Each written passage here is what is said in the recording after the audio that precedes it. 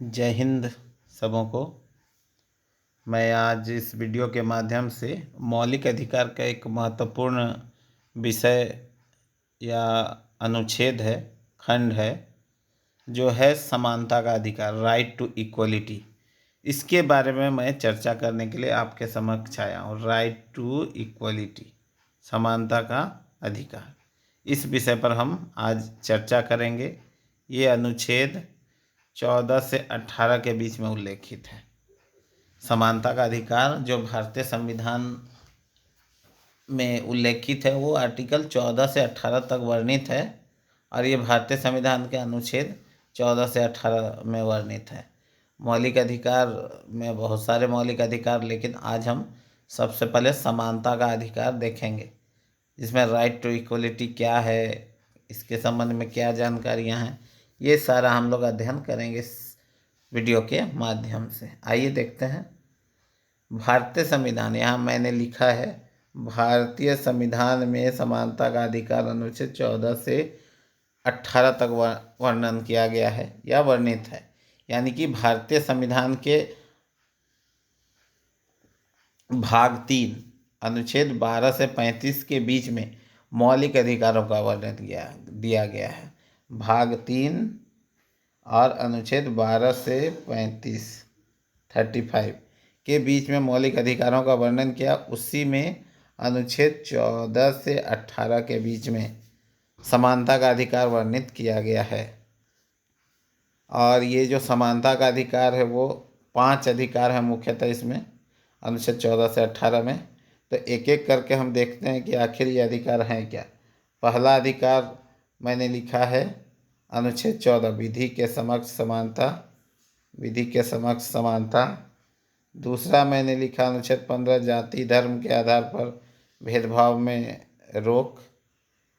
अनुच्छेद 16 मैंने लिखा है लोक नियोजन के अवसर की समानता।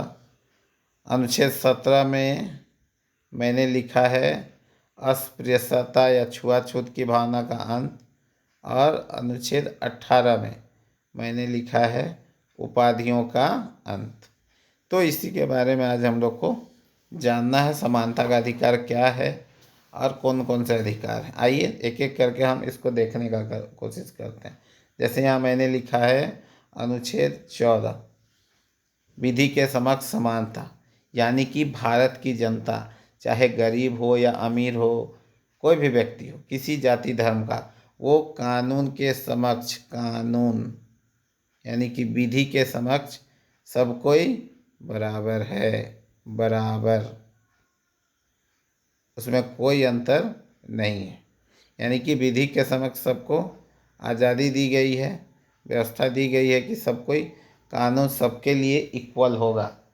कानून के समक्ष हर व्यक्ति इक्वल होगा।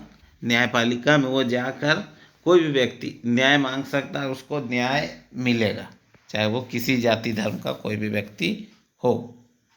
अब हम लोग आते हैं अनुच्छेद 15 में।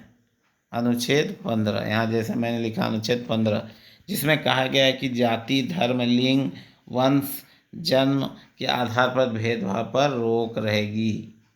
अनुच्छेद 15 हमें ये बतलाता है कि किसी व्यक्ति की जाति धर्म लिंग वंश जन्म के आधार पर भेदभाव करना गलत है। ये हमारे भारतीय संविधान में इसका उल्लेख किया गया है कि कोई भी अगर इस प्रकार का कोई भेदभाव करता है तो वह दंड का भागी बनेगा, उसके ऊपर अपराध या मतलब वो दंड का भागी बनेगा, अपराधी बनेगा। तो किसी भी व्यक्ति से जाति धर्म या लिंग या वंश को लेकर भेदभाव में नहीं करना है। अगला जो हमारा अनुच्छेद है अनुच्छेद 16, जिसमें लिखा है लोक नियोजन की समानता या लोक नियोजन में अवसर की समानता या अवसर की समानता। हर व्यक्ति को सरकार से नौकरी पाने का या रोजगार पाने का अधिकार है। सरकार किसी भी व्यक्ति को रोक नहीं सकती है। तो लोक नियोजन में अवसर मतलब हर व्यक्ति को ये मतलब अधिकार है कि वो नियोजन पा सके, वो अवसर पा सके, वो रोजगार प्राप्त कर सके। ये अनुच्छेद 16 हमें बताता है। अनुच्छेद 17 में लिखा हुआ है छुआछूत या अस्पृश्यता का अंत। अनुच्छेद 17 में बतलाता है अस्पृश्यता मतलब छुआछूत। पहले ज़माने में भेदभाव था, छुआछूत, किसी का छूने का, किसी का मतलब बहुत तरह का भेदभाव था। लेकिन समय के साथ स्थितियाँ बदली है और हमारे संविधान में इसका पूरी तरह से कड़ाई के साथ अनुच्छेद में वर्णित कर दिया गया है कि कोई भी व्यक्ति छुआछूत की भावना नहीं रखेगा। इसीलिए अनुच्छेद 17 में अस्पृश्यता का अंत कर दिया गया। ये बहुत इम्पोर्टेंट है, ये एग्जाम सब में भी पूछता है, ध्यान देंगे। अब आते हैं अनुच्छेद 18 में, जिसमें लिखा है उपाधियों का अंत। उपाधियों का अंत यानी कि कोई भी व्यक्ति अपने को अब राजा महाराजा घोषित नहीं कर सकता। केवल शिक्षा, सेना, इस क्षेत्र में ही लोगों को उपाधियां मिलेंगी। इसके अलावा कोई भी व्यक्ति उपाधि ग्रहण नहीं कर सकता है। और विदेशों में भी उपाधि लेना अपराध माना गया है बिना सरकार के परमिशन के, यानी कि नहीं लेना है।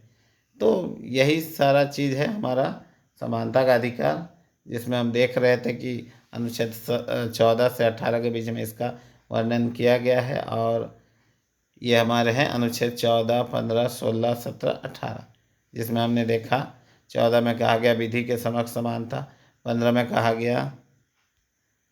कहा गया जाति धर्म के आधार पर भेदभाव नहीं करना है, और 16 में कहा गया अवसर की समानता लोक नियोजन में, 17 में कहा गया अस्पृश्यता का अंत, और 18 में कहा गया उपाधियों का अंत। ये है हमारा समानता का अधिकार। अगर मेरा दिया हुआ